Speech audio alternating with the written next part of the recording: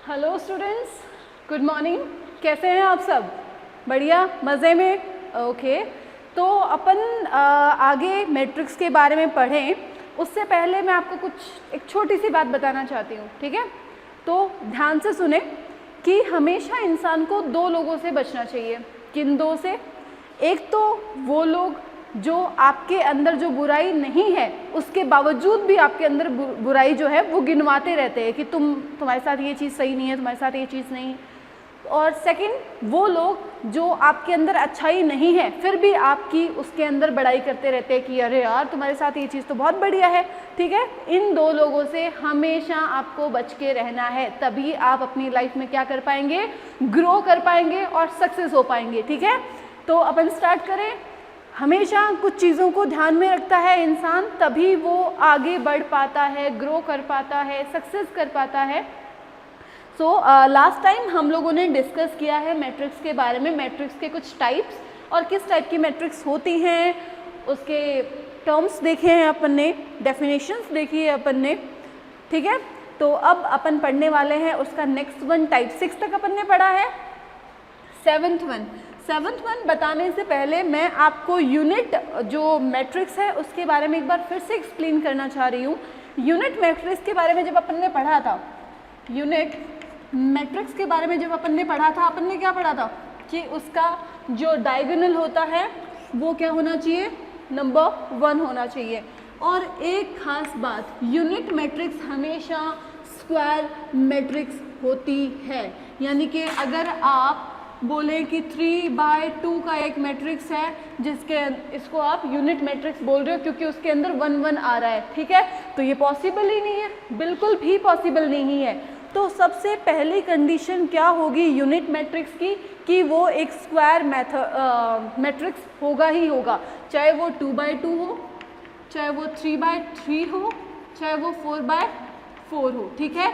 किसी भी टर्म में हो, बट उसकी the number of row and the number of column is equal. Clear है सब लोगों को? ओके। तो जब आपके पास the number of row and the number of columns equal होंगे तो वो एक स्क्वायर मैट्रिक्स होगा। स्क्वायर मैट्रिक्स होगा तभी वो एक डायगोनल को कंटेन कर पाएगा, ठीक है? समझ रहे हो आप लोग? डायगोनल को कंटेन कर पाएगा। जैसे मैं यहाँ पे एक 3/3 की मैट्रिक्स लिखती हूँ, 1 0 0 0 1 0 0 0 1, ठीक है? आपके पास में ये एक 3/3 की मैट्रिक्स है, ठीक है? इसके अंदर डायगोनल देखिए आप ध्यान से, आपके पास में 1 1 1 आ रहा है, तीनों में आपके पास 1 1 1 आ रहा है, तो ये इसको आप एक प्रॉपर यूनिट मैट्रिक्स बोल सकते हैं। यूनिट मैट्रिक्स में फर्स्ट वन थिंग आपको याद रखनी है कि वो एक स्क्वायर मैट्रिक्स होना चाहिए। सेकेंड वन थिंग जो आपको याद रखनी है वो ये है कि अदर एलिमेंट्स जो हैं, अदर एलिमेंट्स हैं डायगोनल के अलावा जो भी एलिमेंट्स होते हैं वो क्या होने चाहिए? 0 होने चाहिए, ठीक है? तो आप क्या लिखेंगे? द अदर एलिमेंट्स क्या होने चाहिए? 0 होने चाहिए, ठीक है? ये है फॉर ऑल। इस साइन को उल्टा ए नहीं बोलेंगे, इस साइन का मतलब होता है फॉर ऑल। तो यहाँ पे द अदर एलिमेंट्स आर 0, जहाँ पे आई एंड जे के सारे एलिमेंट्स आते हैं और वो सारे क्या होंगे? 0 होंगे, ठीक है? सब लोगों को समझ में आ रहा है? इस साइन को अपन फॉर ऑल के लिए यूज करते हैं, यानी कि डायगोनल के अलावा, डायगोनल में 1 1 1 रहेगा, इसीलिए अपन इसको यूनिट मैट्रिक्स बोल रहे हैं। दूसरा कारण, डायगोनल के अलावा जो एलिमेंट्स हैं वो सारे 0 रहेंगे, इसीलिए अपन इसको एक प्रॉपर यूनिट मैट्रिक्स बोल सकते हैं। इसके आगे मैंने लास्ट टाइम डिस्कस किया था स्क्वायर मैट्रिक्स के बारे में। स्क्वायर मैट्रिक्स में ऐसा है कि बस row number and column number equal होना चाहिए, आप उसको स्क्वायर मैट्रिक्स बोल रहे हो, ठीक है? रेक्टेंगुलर मैट्रिक्स के बारे में अपन बात कर चुके हैं। Rectangular means the number of row are not equal to the number of columns, बस सिंपल सीधी बात, ठीक है? नेक्स्ट वन जो है द 7th वन, जो एक्चुअली अपन डिस्कस कर रहे हैं इस वाले चैप्टर के अंदर, इस वाले सेशन के अंदर। तो 7th वन आपका क्या है? Scalar matrix. Scalar matrix, scalar matrix क्या चीज़ है भाई? स्केलर मैट्रिक्स में भी कुछ कंडीशंस को आपको फॉलो करना होता है, जिसकी फर्स्ट कंडीशन क्या है कि ये एक स्क्वायर मैट्रिक्स होना ही चाहिए, ठीक है। ये एक स्क्वायर मैट्रिक्स होना ही चाहिए, इसकी फर्स्ट कंडीशन यही है। सेकंड कंडीशन क्या है कि इसका जो डायगोनल है, द प्रिंसिपल डायगोनल्स, ठीक है, तो इसके जो डायगोनल्स हैं वो क्या होने चाहिए, सेम होने चाहिए, ठीक है। तो मैं आपको एक छोटा सा एग्जांपल देके बता देती हूँ। स्क्वायर होना चाहिए, इट मीन्स 2/2, 3/3, 4/4, 5/5, ऐसा कुछ भी जिसके अंदर the number of row and the number of columns equal होंगे, वो आपका स्क्वायर मैट्रिक्स को कंफर्म करेगा। तो आपके पास में जैसे मैंने आपके पास एक लिखा 2 0 0 0 2 0 0 0 एंड 2, ये आपकी एक ऐसी मैट्रिक्स है जिसके अंदर डायगोनल क्या है, 2 2 एंड 2 सेम है। अब आप बोलेंगे कि इसमें भी तो सेम है, पर इसमें क्या है, 1 1 1 है, तो अपन ने इसको अलग से कैटेगराइज कर दिया यूनिट में, और इसके अंदर 2 2 2 है, यहाँ पे 3 3 हो सकता है, 4 4 हो सकता है, कोई भी एलिमेंट आप यूज़ कर सकते हैं, कोई भी नंबर यूज़ कर सकते हैं, कोई भी वेरिएबल भी यूज़ कर सकते हैं। और एज इट इज़ जैसे कि यूनिट में बताया था मैंने, the other elements are 0, other elements are 0, ठीक है, elements are 0 for all i n j, ठीक है। i n j के लिए जो अदर एलिमेंट जितने भी हैं वो सारे 0 होंगे, चाहे वो 2/2 की मैट्रिक्स यूज़ करें, 3/3 की करें और 4/4 की करें, ठीक है। तो कुछ जो मैट्रिक्स के टाइप्स हैं वो ऑलमोस्ट सेम से हैं, जैसे कि यूनिट का है, स्केलर का है और डायगोनल का है। 8th वन की अपन बात करते हैं डायगोनल मैट्रिक्स। डायगोनल मैट्रिक्स में क्या होता है, नाम से पता चल रहा होगा, सिर्फ डायगोनल की बात कर रहे हैं अपन, डायगोनल की बात कर रहे हैं, इसका मतलब ये इसको तो कंफर्म करेगा ही करेगा फॉलो, यानी कि ये भी इसको कंफर्म कर रहा है तो ये भी इसको करेगा ही, ठीक है। तो ये स्क्वायर मैट्रिक्स तो होना ही चाहिए। इसके अलावा भी इसकी सेकंड कंडीशन को भी ये फॉलो करेगा, यानी कि अदर एलिमेंट्स भी क्या होने चाहिए, इसके अंदर 0 होने चाहिए for all i n j। Clear है सब लोगों को, ठीक है। यहाँ तक किसी को कोई परेशानी हो रही है? तो आगे अपन बात करते हैं, जैसे हम 3/3 की मैं एक मैट्रिक्स लिख देती हूँ। मैंने लिखा 21 0 0 0 32 0 0 0 3, ठीक है। इसके अंदर आप देख पा रहे होंगे हमारे पास एक डायगोनल है। डायगोनल में आपके पास एलिमेंट्स क्या क्या है, 21 है, 32 है एंड 3 है। तीनों एलिमेंट्स क्या हैं, डिफरेंट है। तो आप लोगों को क्या करना है, इन तीनों को एक ही साथ याद रख लेना है, ठीक है, क्योंकि इनकी कुछ कंडीशंस जो हैं वो मैच करती हैं। First condition, square is must compulsory, square तो होना ही चाहिए। किस में, स्क्वायर किस में होना चाहिए, यूनिट मैट्रिक्स में भी होना चाहिए, ठीक है। सेकंड, स्केलर में भी होना चाहिए। थर्ड, डायगोनल में भी होना चाहिए, ठीक है। तो ये तीनों मैट्रिक्स जो हैं वो स्क्वायर की टर्म को फॉलो करती है। क्लियर है सब लोगों को? ओके, आगे अपन बात करते हैं कि स्क्वायर के अलावा कौन से टर्म को ये तीनों फॉलो करती हैं। ये वाला other elements are 0 for all i n j। इसके लिए भी क्या है, डायगोनल के लिए भी सेम कंडीशन है, स्केलर के लिए भी सेम कंडीशन है और यूनिट के लिए भी सेम कंडीशन है। तो आपको नहीं लग रहा कि ये दोनों कंडीशंस इन तीनों के लिए सेम है, तो इन तीनों में फिर डिफरेंस कहाँ आता है? डिफरेंस आता है कि यूनिट के अंदर जो डायगोनल है वो ऑलवेज क्या होता है, 1 होता है, ठीक है। और स्केलर में जो डायगोनल होता है वो हमेशा कोई सेम नंबर होता है। और डायगोनल में जो डायगोनल एरिया होता है, डायगोनल एलिमेंट्स होते हैं, वो सारे डिफरेंट होते हैं। तो किसी को कोई प्रॉब्लम है यहाँ तक सब लोगों को सेटल डाउन है? श्योर। तो आगे अपन बात करते हैं। यहाँ तक अपन ने टाइप ऑफ मैट्रिक्स के सारी टर्म्स को ऑलमोस्ट देख लिया है, ठीक है। यहाँ तक सब लोगों को कोई दिक्कत है? किसी को भी कोई परेशानी है तो वो बता सकता है। एक बार फिर से एकदम अच्छे से देख लीजिए हर चीज़ को, ठीक है। ये तीनों इन दो टर्म्स को फॉलो करती है। क्लियर है? ओके। अब अपन आगे पढ़ते हैं कंपेरेबल मैट्रिक्स। कंपेरेबल मतलब नाम से पता चल रहा है as it is comparable matrix, यानी कि जिसको कंपेयर किया जा सके।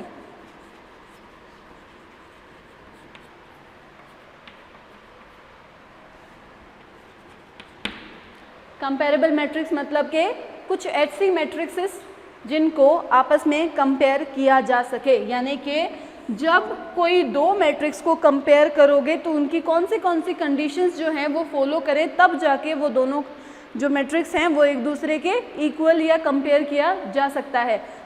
वो ये है कि दोनों मैट्रिक्स जो हैं वो सेम किसकी होनी चाहिए, सेम ऑर्डर की होनी चाहिए। ठीक है, जब भी आप किन्हीं भी दो मैट्रिक्स को कंपेयर करते हो तो फर्स्ट कंडीशन ये होती है कि उन दोनों मैट्रिक्स का जो ऑर्डर है, यानी the number of row and the number of column, वो सेम होना चाहिए। तो मैंने यहाँ पे एक मैट्रिक्स लिखी, यहाँ पे सेकंड मैट्रिक्स लिखी, ये मैट्रिक्स मेरी 2x2 की है, ये मैट्रिक्स भी मेरी 2x2 की है। तो ये हो गई फर्स्ट कंडीशन जहाँ पे अपन दो मैट्रिक्स को कंपेयर कर सकते हैं। फर्स्ट कंडीशन ऑर्डर सेम होना चाहिए। ठीक है, सेकेंड कंडीशन जो एलिमेंट्स हैं उसके अंदर वो भी मैच होने चाहिए, यानी कि अगर मैंने यहाँ पे लिखा 3, यहाँ पे लिखा A, यहाँ पे लिखा 4, यहाँ पे लिखा 7, क्लियर, यहाँ पे लिखा 3, यहाँ पे लिखा 4, यहाँ पे लिखा मैंने A, यहाँ पे लिखा मैंने 7, इसका फर्स्ट एलिमेंट यानी इसका A11 इसके A11 के साथ मैच होना चाहिए, इसका A12 के साथ 21 के साथ 22 इसके 22 के साथ मैच करना चाहिए। ठीक है, तो दो मैट्रिक्स तभी कंपेरेबल होती हैं जब उनके सारे एलिमेंट्स एक दूसरे से मैच करें और उन दोनों का ऑर्डर भी सेम रहे। क्लियर है सब लोगों को? अगर अपन आगे बात करते हैं, अभी तक सब लोगों को बेसिक समझ में आ गया होगा श्योर? ठीक है, ओके। तो आगे अपन बात करते हैं इसमें addition of matrix. Addition of matrix जैसे नॉर्मल नंबर्स को ऐड करते हैं, सेम वैसा ही टर्म है, इसमें कुछ भी टिपिकल नहीं है कि आपको समझ ही ना आए बिल्कुल भी। ठीक है, अगर टिपिकल है भी तो हम किस लिए है। ठीक है, आगे बात करते हैं एडिशन ऑफ मैट्रिक्स। ठीक है बच्चों, स्टार्ट अपना नेक्स्ट टॉपिक। अब देखो, अपने पास में दो मैट्रिक्स को अगर आपस में अपन ऐड करने की कोशिश कर रहे हैं तो अपने पास क्या होना चाहिए। अपने ऐसा तो होता है ना कि जब अपन कोई चीज़ क्रिएट करते हैं या कोई न्यू कंस्ट्रक्शन करते हैं, सबसे पहले अपन उसके इंस्ट्रूमेंट्स को देखते हैं कि अपने पास वो चीज़ें अवेलेबल हैं या नहीं हैं जिससे अपन न्यू कंस्ट्रक्शन करने वाले हैं। ठीक है, तो अगर आप दो मैट्रिक्स को ऐड करने जा रहे हो तो ऐड के लिए आपको क्या क्या चाहिए, एलिमेंट्स चाहिए कि नहीं चाहिए, चाहिए ना। तो एलिमेंट्स के साथ साथ में आपको कुछ और चीज़ें भी इसमें चाहिए, वो ये है कि दो मैट्रिक्स को आप तभी एक दूसरे के साथ ऐड कर सकते हो जब वो दोनों सेम ऑर्डर की हों। अगर कोई भी दो मैट्रिक्स डिफरेंट ऑर्डर के साथ होती हैं तो आप उनको आपस में ऐड नहीं कर सकते। समझ में आ रहा है आप लोगों को? आप उनको ऐड नहीं कर सकते। फॉर एग्जांपल देख लीजिए, एग्जांपल में आपके एक मैट्रिक्स ली 2, 3, 4 एंड 1। ठीक है, 2, 4, 4, 5 आपने दो मैट्रिक्स ली 2x2 की। इनको आप कैसे ऐड करेंगे?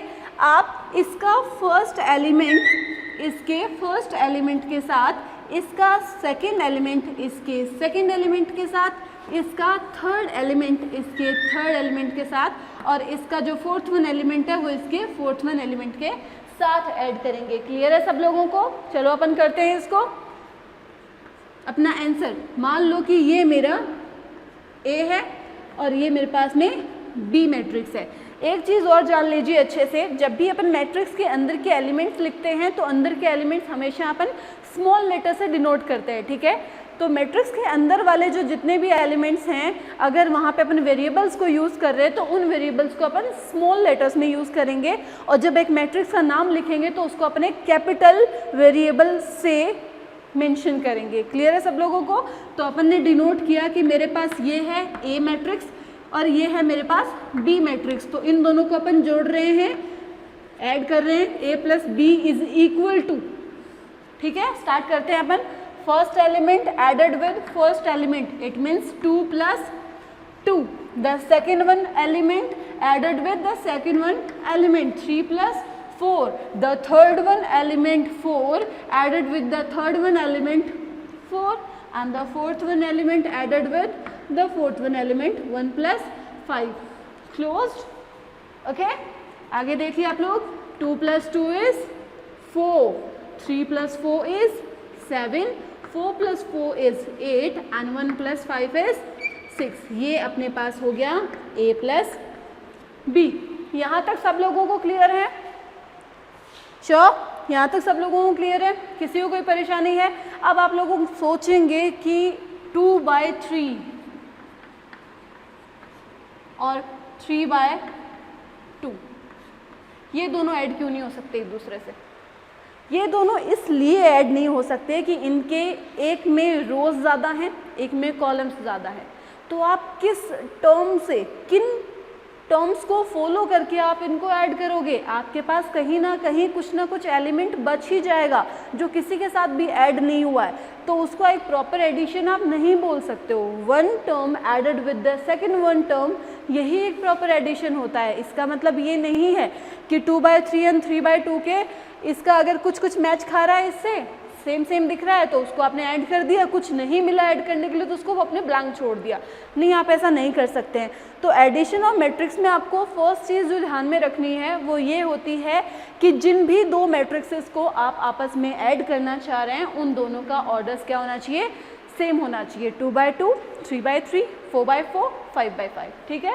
तो आप इस तरीके से उनको ऐड कर सकते हैं। अब अपने एक सिंपल सा एग्जाम्पल देख लेते हैं, माइनस का भी अपन देख लेते हैं, जैसे अपन ने एडिशन का देखा है।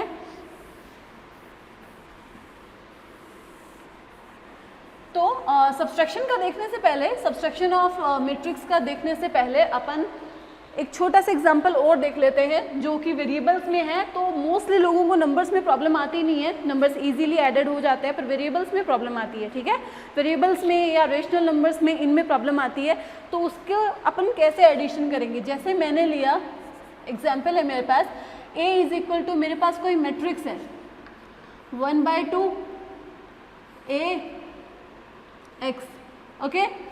यहाँ पे मेरे पास है 3x 4, ये हो गया 7, 9 b y। कुछ इस तरीके की मैट्रिक्स है और b मैट्रिक्स मेरे पास में है 1/4, ये मेरे पास में b, ये मेरे पास में c ले लो, ये आप x ले लो, ये आप 5 ले लो, 6, 1, 1/2 एंड b। आपने कोई भी वेरिएबल, कोई भी नंबर, कोई भी रेशनल नंबर ले लिया है। अब आपको क्या करना है? यहाँ पे करना है a प्लस के b। अब आप फर्स्ट वन को जब सेकेंड वन से ऐड करते हो एज इट इज़ वो की वो कंडीशंस आपको फॉलो करनी है। फर्स्ट को फर्स्ट से, सेकंड को सेकंड से एंड थर्ड को थर्ड से आपको ऐड करना है। अगेन फर्स्ट को फर्स्ट से, सेकंड को सेकंड से ऐड करना है और थर्ड को थर्ड से ऐड करना है। फर्स्ट को फर्स्ट से आप कुछ इस तरीके से इसका एडिशन कर दोगे, ठीक है।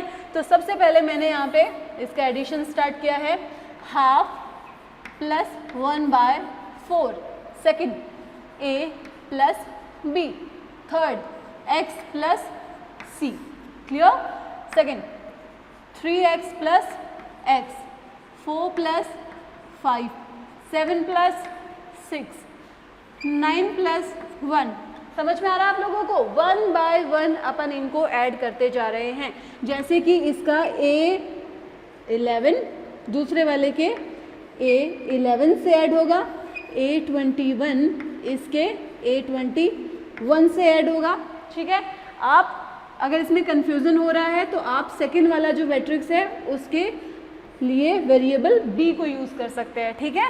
तो a31 को आप b31 के साथ ऐड करेंगे। तो कुछ इन कंडीशंस को फॉलो करते हुए आप आराम से ये एडिशन कर सकते हैं। Then b plus half and the last one y plus B. Okay, ये थोड़ा और सॉर्ट आउट हो सकता है तो अपन इसको थोड़ा सा और इजी वे में लिखेंगे। Half plus 1/4 is 3/4। a plus B as it is रहेगा आपके पास, x plus C as it is रहेगा, 3x and 1x 4x, 4 plus 5 is 9, 6 plus 7 is 13, 9 plus 1 is 10, b plus half and y plus d। ये आपके पास में हो गया addition of two matrices. Clear है आप लोगों को? पक्का? ठीक है, तो आप खुद से कुछ एग्जाम्पल सॉल्व करेंगे एडिशन ऑफ मैट्रिसेस के। ठीक है, आगे अपन बात करते हैं सब्सट्रैक्शन ऑफ मैट्रिक्स। अच्छा, एक चीज़ और ध्यान से, इसके अंदर कुछ और चीज़ें हैं, जैसे कि हम बात करते हैं प्रॉपर्टीज़ ऑफ एडिशंस की। ठीक है, प्रॉपर्टी ऑफ एडिशन मैट्रिक्स के लिए आपने पढ़ा होगा नॉर्मल, जैसे अपन वेरिएबल्स को भी ऐड करते हैं तो वो भी कुछ प्रॉपर्टी से बिलोंग करते हैं। ठीक है, तो इसमें फर्स्ट वन प्रॉपर्टी है आपकी क्लोजर प्रॉपर्टी। क्या है? Closure property. ठीक है, क्लोजर प्रॉपर्टी से आप क्या समझते हो? किसी को कुछ आइडिया है क्लोजर प्रॉपर्टी का? अपन ने पहले भी ये चीज़ अपन पढ़ते आ रहे हैं, स्टार्टिंग से ही पढ़ते आ रहे हैं। क्लोजर प्रॉपर्टी के बारे में कुछ आइडिया है? Closure property, associative property, commutative property, इन तीनों प्रॉपर्टीज़ को सेटिस्फाई करता है एडिशन ऑफ मैट्रिक्स। ठीक है, इन तीनों प्रॉपर्टीज़ को सेटिस्फाई करता है आपका एडिशन ऑफ मैट्रिक्स। ओके, अपन देख लेते हैं। चलिए, टॉपिक अपन देखने जा रहे हैं transpose of matrix. Transpose of matrix. ठीक है, तो next is transpose of matrix. Transpose means किसी को कुछ आइडिया है? ट्रांसपोज का मतलब होता है अगर, यानी कि रिवर्स में यहाँ पे आपके पास में क्या होगा? ट्रांसपोज का मतलब हुआ अगर आप किसी भी मैट्रिक्स की रोज को कॉलम्स के अंदर और कॉलम्स को अगर रोज के अंदर बदल देते हैं तो वो आपकी मैट्रिक्स जस्ट रोटेट कर जाती है। क्लियर है सब लोगों को? एक छोटा सा एग्जांपल अपन देख लेते हैं कि मैंने एक मैट्रिक्स लिखी 1 3 4 5। ओके, मैंने, अब आपके पास में रोज कौन सी है? 1 and 3, 4 and 5 आपके पास रो है। कॉलम्स क्या है आपके पास? 1 and 4 and 3 and 5 आपके पास कॉलम्स है। मैंने इसका ट्रांसपोज किया। ट्रांसपोज को आप डिनोट करते हैं AT से। ठीक है, ट्रांसपोज किया तो मैंने इसके रोज को कॉलम में कन्वर्ट कर दिया, यानी कि 1 3 रो है तो 1 3 मैंने इसको कॉलम में कन्वर्ट कर दिया। सेकंड रो है आपकी 4 and 5, इसको मैंने सेकंड कॉलम के अंदर कन्वर्ट कर दिया।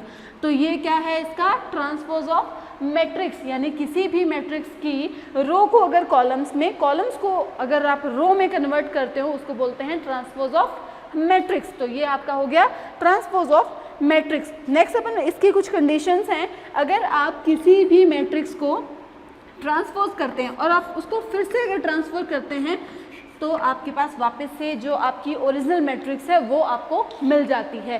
ट्रांसपोज का ट्रांसपोज जब आप करेंगे तो आपको ओरिजिनल मैट्रिक्स मिलती है। ठीक है, और अगर आप ट्रांसपोज का ट्रांसपोज फिर से उसको ट्रांसपोज करते हो तो आपको मैट्रिक्स का ट्रांसपोज मिलेगा। क्लियर है सब लोगों को? उसका ट्रांसपोज मिलेगा। क्लियर है सब लोगों को ये चीज़? ठीक है, तो ये दोनों चीज़ आप, ये इसकी कुछ प्रॉपर्टीज़ हैं तो ये आप थोड़ा सा ध्यान से देख लीजिए, काफ़ी इंपॉर्टेंट है। नेक्स्ट अपन बात करते हैं the symmetry matrix. Symmetry matrix में अपन क्या देखेंगे? सिमेट्री मैट्रिक्स में अपन ये देखेंगे कि जब भी आप किसी भी मैट्रिक्स को ट्रांसपोज करते हैं तो वो एज इट इज़ खुद के जैसी ही दिखती है। जैसे अपन ने एक मैट्रिक्स लिखी यहाँ पे 3 4 4 5, मेरे पास ये है x, ये मेरे पास एक मैट्रिक्स है। इस मैट्रिक्स का मैं ट्रांसपोज करना चाहती हूँ x t। अगर मैंने किया तो मैंने फर्स्ट रो 3 4 को चेंज कर दिया कॉलम में, 3 4 4 5 को मैंने चेंज कर दिया कॉलम में, तो मेरे को तो बिल्कुल सेम दिख रही है। सेम दिख रही है आपको? तो जब आपकी कोई ऐसी मैट्रिक्स जिसका ट्रांसपोज करने के बावजूद भी वो as it is original matrix में ही बनी रहती है उसको आप बोलते हैं सिमेट्री मैट्रिक्स। सिमेट्री मैट्रिक्स समझ में आ रहा है आप लोगों को? उसको आप क्या बोलते हैं? Symmetry matrix. ओके, आगे अपन बात करते हैं स्क्रू सिमेट्री मैट्रिक्स की। ठीक है, देखिए ये जो है सिमेट्री मैट्रिक्स और स्क्रू सिमेट्री मैट्रिक्स है, ये आपका काफ़ी इम्पॉर्टेंट टॉपिक है। ठीक है, तो इसको आप थोड़ा सा गौर से कीजिएगा, थोड़ा सा ध्यान से कीजिएगा। इससे इंपॉर्टेंट काफ़ी सारे क्वेश्चंस हैं जो मैं आपको बाद में बताने वाली हूँ। और अपन तो सबसे पहले अपन देख लेते हैं सिमेट्री मैट्रिक्स। सिमेट्री मैट्रिक्स आपका हो गया है यहाँ पे।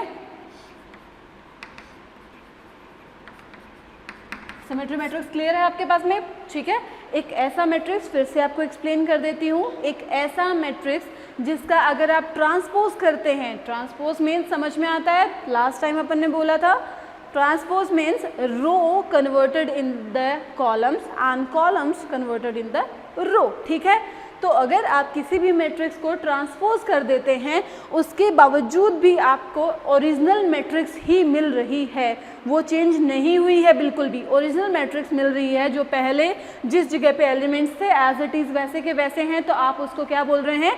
Symmetry matrix.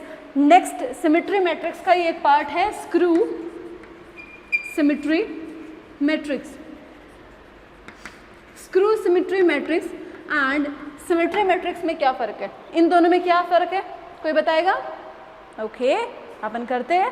तो screw symmetry matrix and symmetry matrix में सिर्फ एक ही चेंज है कि इसके अंदर जब भी आप ए को ए ट्रांसपोज में कन्वर्ट करते हैं, आपको वापस क्या मिलता है? As it is A. यानी कि कोई भी मैट्रिक्स को अगर आप ट्रांसपोज करते हैं, आपको वापस ओरिजिनल मैट्रिक्स ही मिलती है। But in screw symmetry matrix जब भी आप किसी भी मैट्रिक्स को ट्रांसपोज करते हैं तो आपको क्या मिलेगा? माइनस ए। यानी कि ओरिजिनल मैट्रिक्स के साथ साथ आपको माइनस का साइन भी मिलेगा। ठीक है, तो इन दोनों में यही सबसे बड़ा चेंज है कि सिमेट्री मैट्रिक्स के अंदर आप ट्रांसपोज करेंगे, आपको ओरिजिनल मैट्रिक्स मिलेगी, और स्क्रू सिमेट्री मैट्रिक्स के अंदर आप जब भी किसी मैट्रिक्स को ट्रांसपोज करेंगे, आपको नेगेटिव साइन के साथ में आपका जो ओरिजिनल मैट्रिक्स है वो मिलेगा। ठीक है, अपन इसको देख लेते हैं। चलिए